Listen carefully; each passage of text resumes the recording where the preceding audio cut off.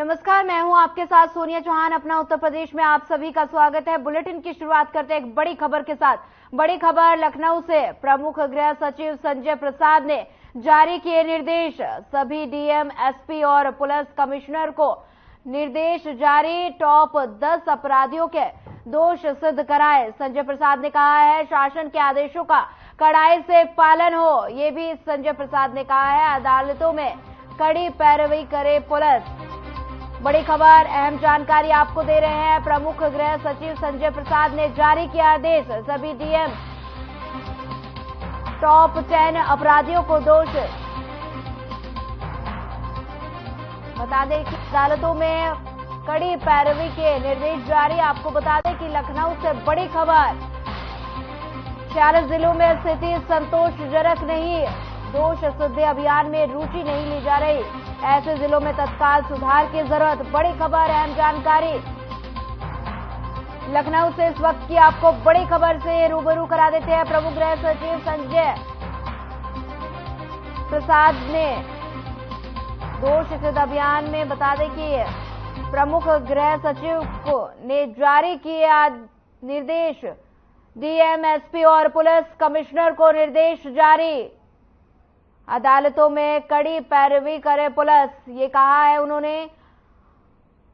प्रमुख गृह सचिव ने जारी किए निर्देश। बड़ी खबर, अहम जानकारी आपको लखनऊ से दे रहे हैं। डीएम, एसपी और पुलिस कमिश्नर को निर्देश जारी किए गए हैं। अदालतों में कड़ी पैरवी करे पुलिस, ये कहा है उन्होंने।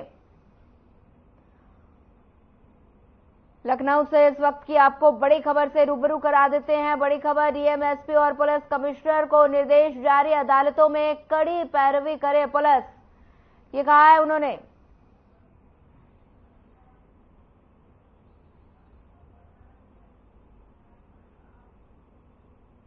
अयोध्या में सीएम योगी आदित्यनाथ ने हॉट कुक मील योजना का शुभारंभ किया और 403 करोड़ की लागत से 35 जनपदों में 3,401 आंगनबाड़ी केंद्रों का शिलान्यास करते हुए मुख्यमंत्री योगी आदित्यनाथ ने जनता को संबोधित किया।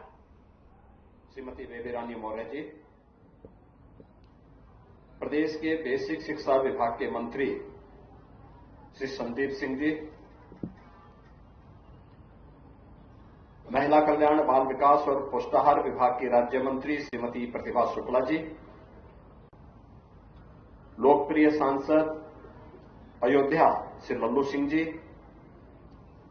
महापौर श्री गिरीशपति त्रिपाठी जी, जिला पंचायत अध्यक्ष श्रीमती रोडी सिंह जी, मान्य विधायकगण श्री वेद प्रकाश गुप्ता जी, रामचंद्र यादव जी, अमित सिंह जी, आज के इस कार्यक्रम में उपस्थित महिला और बाल विकास विभाग की प्रमुख सचिव श्रीमती बीना कुमारी मीना जी, आज के इस कार्यक्रम में उपस्थित विभाग के सभी अधिकारीगण, प्रशासन से जुड़े हुए हमारे सभी अधिकारीगण और जिन्हें देश के यशस्वी प्रधानमंत्री मोदी जी ने जिन बहनों को यशोदा मैया की उपाधि देकर के सम्मानित किया है, ऐसी सभी आंगनबाड़ी से जुड़ी हुई सभी उपस्थित बहनें और भाइयों बहनों,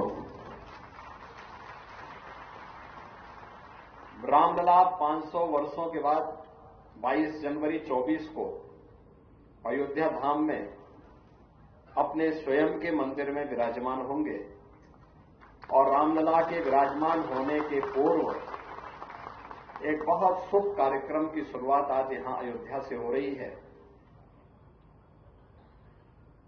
जिसमें उत्तर प्रदेश के सभी जनपदों में 3 से 6 वर्ष तक के बच्चों के लिए मिड डे मील की तर्ज पर गरम बना अपनी शुभकामनाएं देता हूं। इसके साथ ही प्रदेश में किशोरी बालिकाओं, गर्भवती व धात्री महिलाओं के लिए भी जो विभिन्न प्रकार के कार्यक्रम केंद्र और राज्य सरकार के द्वारा संचालित हो रहे हैं, इन सभी कार्यक्रमों को भी आज यहां पर उसके अपग्रेडेशन की कार्रवाई के साथ हम जुड़ रहे हैं।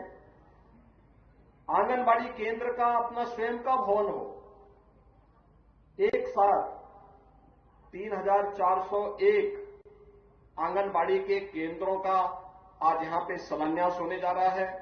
अभी शिलान्यास हुआ है। साथ ही साथ आंगनबाड़ी केंद्रों हेतु आंगनबाड़ी कार्यकर्त्रियों को पोषण भी, पढ़ाई भी के किट भी उपलब्ध करवाने के साथ ही आंगनबाड़ी केंद्र के लाभार्थियों को पोषण थाली वितरण के कार्यक्रम के साथ भी आज हम यहां पर जुड़े हैं। ये सभी प्रकार के कार्यक्रम प्रदेश के अंदर आदरणीय प्रधानमंत्री जी की मंशा के अनुरूप एक सुपोषित और स्वस्थ बालक एक सशक्त भारत का आधार बनेगा। उस सशक्त और विकसित भारत के लिए उसकी नींव रखने के लिए आज महिला और बाल विकास विभाग, बेसिक शिक्षा विभाग आज एक साथ अयोध्या धाम में पधारा है। इन सभी कार्यक्रमों का शुरुआत प्रदेश के सभी जनपदों में हो रहा है। प्रदेश भर के सभी आंगनबाड़ी कार्यकर्त्रियों को इस अवसर पर उनका अभिनंदन करते हुए, सभी लाभार्थियों बच्चों के प्रति अपनी शुभकामना देते हुए आज मैं इस अवसर पर दोनों दिनों सभी विभागों को इस कार्य के लिए हृदय से धन्यवाद देता हूं। भाइयों बहनों, हम सब जानते हैं कि प्रदेश में लगभग 1,90,000 आंगनबाड़ी केंद्र संचालित हैं, जिनमें 2 करोड़ से अधिक लाभार्थी इन सभी आंगनबाड़ी केंद्रों में पंजीकृत हैं। इन सभी केंद्रों में जो 6 प्रकार की सेवाएं हैं, अनुपूरक पुष्टाहार है, शाला पूर्व शिक्षा का है, स्वास्थ्य जांच का है, संदर्भन सेवाओं का है, टीकाकरण का है, पोषण एवं स्वास्थ्य शिक्षा, ये सभी कार्यक्रम वहां पर पहले से संचालित हो रही हैं।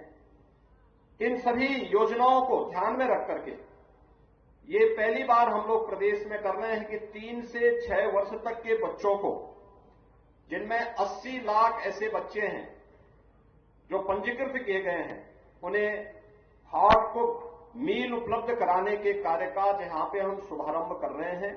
और ये मेरा सौभाग्य है कि रामलला के अपने धाम में विराजमान होने के पूर्व आज मैंने इन बच्चों को यहां पर इस योजना के साथ जोड़ा है।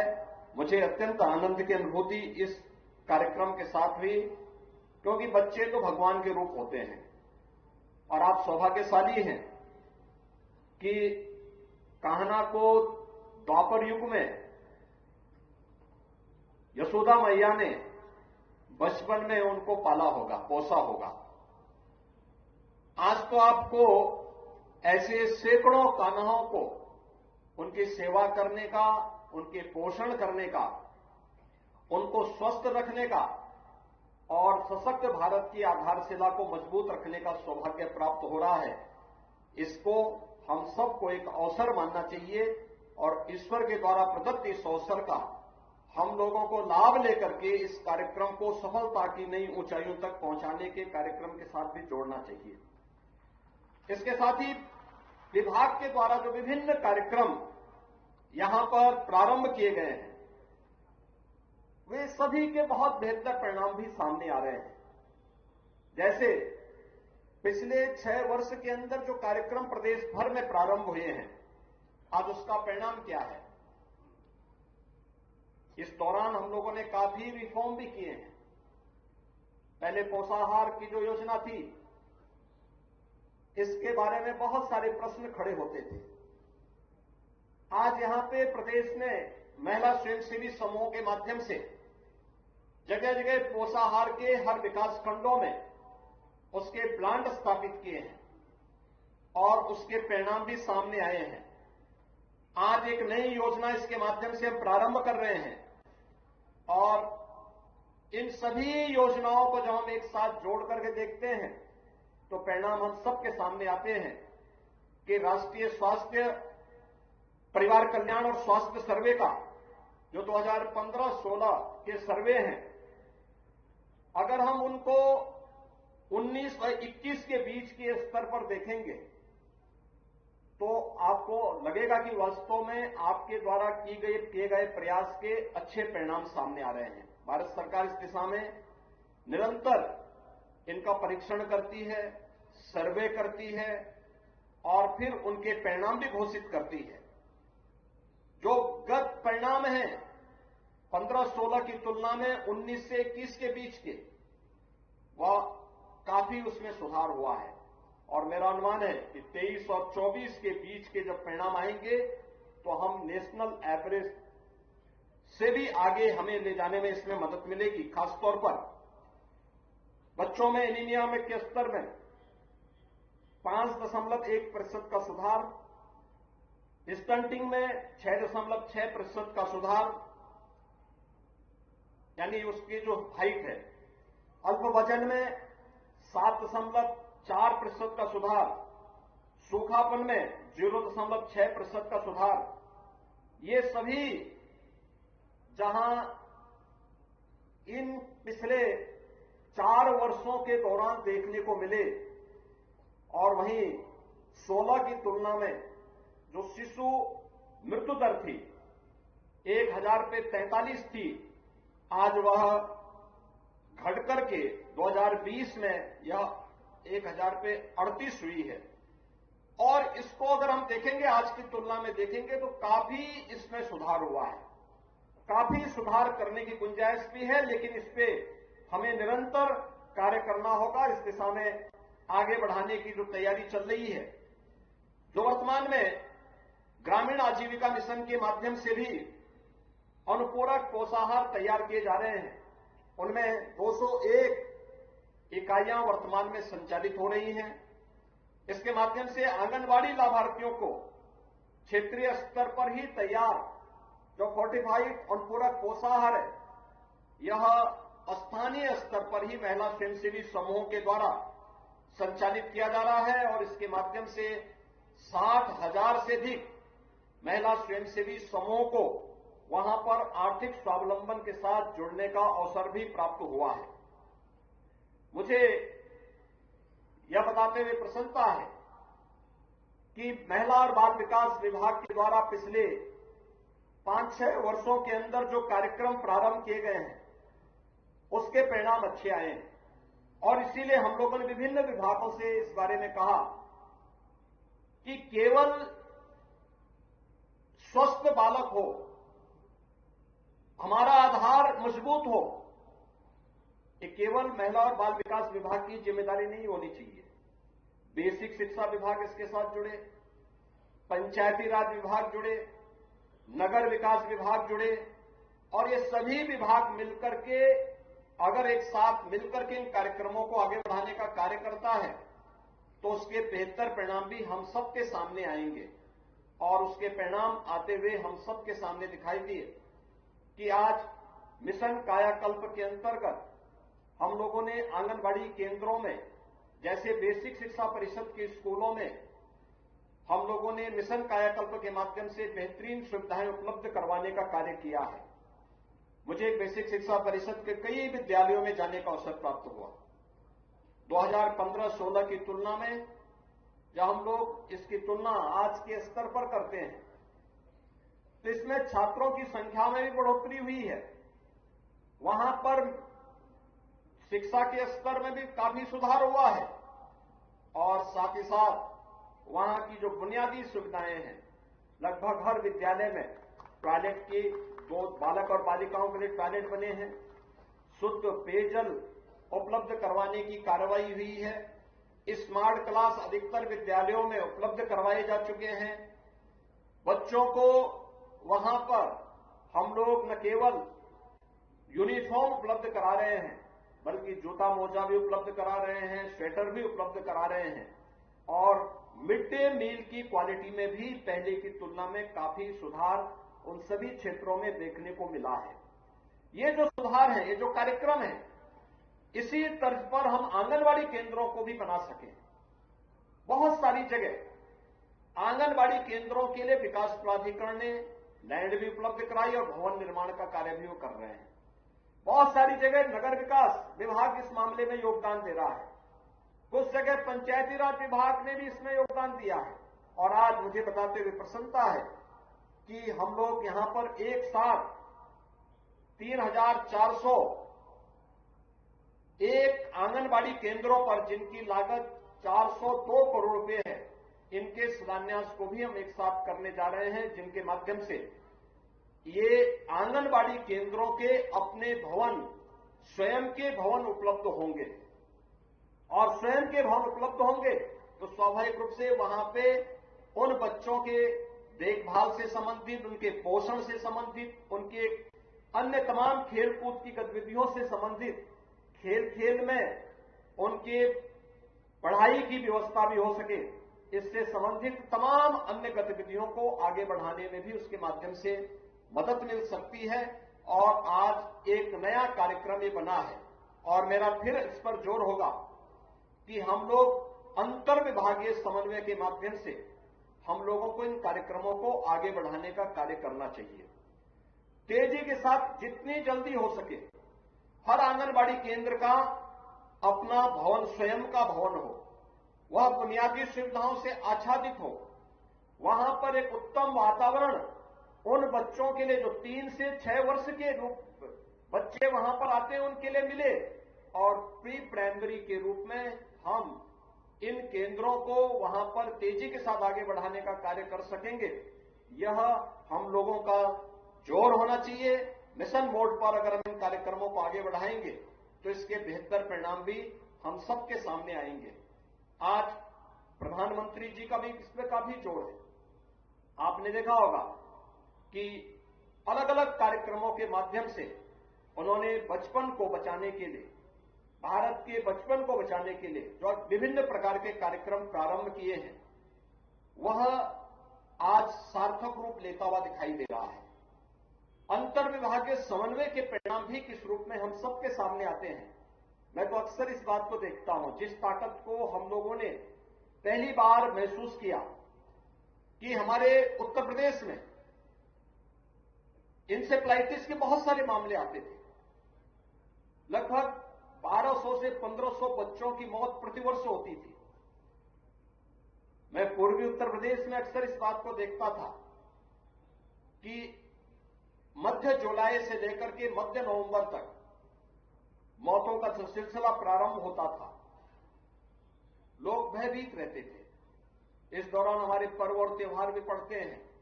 पर्व और त्योहारों की उत्साह और उमंग लोगों में कमजोर पड़ जाती थी। पता नहीं कौन बच्चा इस बीमारी की चपेट में आ जाए। लेकिन जब अंतर विभागीय समन्वय के माध्यम से उसकी बीमारी के खिलाफ एक अभियान चलाया गया, स्वास्थ्य विभाग को इसमें नोडल। निजामाबाद तेलंगाना दौरे पर गृह मंत्री अमित शाह जनता को कर रहे संबोधित। आपको बता दें कि बीजेपी सरकार की उन्होंने कई उपलब्धियां गिनवाई। कम की, मगर केसीआर जीएसटी कम नहीं करते हैं। हमने तय किया है कि भाजपा की पहली कैबिनेट में ही जीएसटी कम कर पेट्रोल और डीजल के दाम कम कर देंगे। हमने तय किया है कि धान की खरीदी 3100 रुपया 3100 रुपीज पर क्विंटल, जितना भी धान है वो खरीद लेंगे। हमने तय किया है कि आपका जो बॉयल राइस है वो केसीआर नहीं खरीदते हैं, बॉयल राइस को भी एमएसपी पर खरीदने का काम ये भारतीय जनता पार्टी की सरकार करेगी। और अब किसानों को प्रधानमंत्री फसल बीमा योजना, उसका कोई प्रीमियम नहीं भरना है, वो भाजपा सरकार भरेगी, ये हमने तय कर दिया है। और उज्ज्वला लाभार्थी जितने भी माताएं बहनें बैठी हैं, 1 साल में 4 गैस के सिलेंडर हम फ्री ऑफ कॉस्ट देने का काम ये भारतीय जनता पार्टी की सरकार करेगी। मित्रों, मोदी जी के नेतृत्व में देश दुनिया में सबसे पहले नंबर का बनने जा रहा है। अब समय आ गया है कि हमारा तेलंगाना राज्य समग्र देश में 1 नंबर का राज्य बने, ऐसी सरकार यहां पर लानी है। एक कांग्रेस पार्टी और केसीआर की पार्टी बीआरएस ये तेलंगाना को एक नंबर का राज्य नहीं बना सकते, क्योंकि वहां मंत्री बनाने के लिए डाइनिंग टेबल पर टेंडर निकालकर कोटेशन मांगकर कौन ज्यादा पैसा देता है वो मंत्री बनता है। जो जनता का आदमी है वो मंत्री नहीं बनता है। केसीआर को कौन पैसा देगा, कांग्रेस पार्टी को कौन पैसा देगा, वो मिनिस्टर बनता है। ये भ्रष्टाचारी केसीआर को हटाने का समय आ गया है।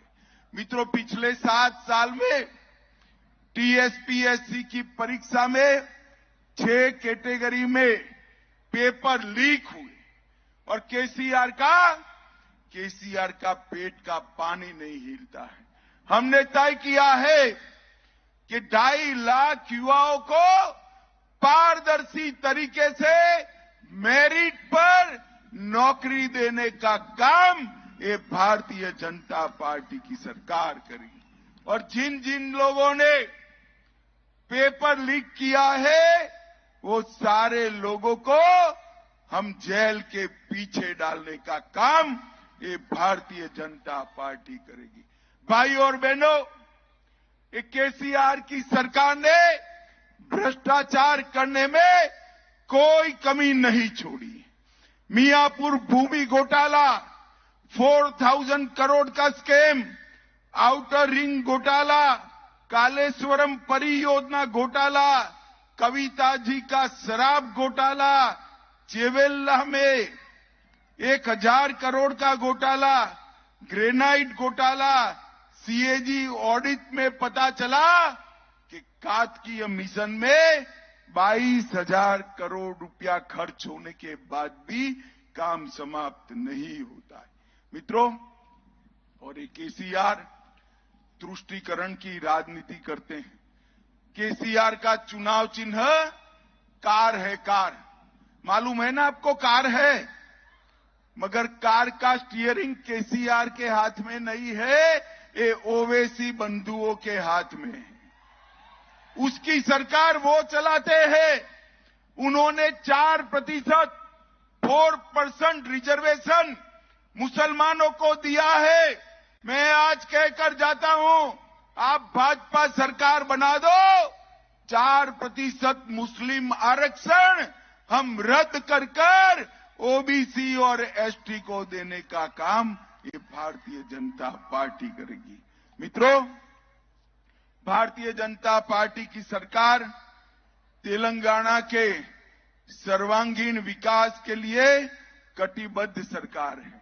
अब अंत में मुझे बताइए, अयोध्या में राम मंदिर बनना चाहिए था या नहीं बनना चाहिए था? जोर से बोलिए, बनना चाहिए था या नहीं बनना चाहिए था? एक कांग्रेस पार्टी 70 साल तक राम मंदिर को अटका कर रखी। मोदी जी ने 2019 में इसका शिलान्यास किया और 22 जनवरी 2024 को इसका प्राण प्रतिष्ठा होने वाला है। आप मुझे बताओ, आप सभी को। फिलहाल इस बुलेटिन में इतना ही। ज्यादा खबरों के लिए बने रहिए हमारे साथ। नमस्कार।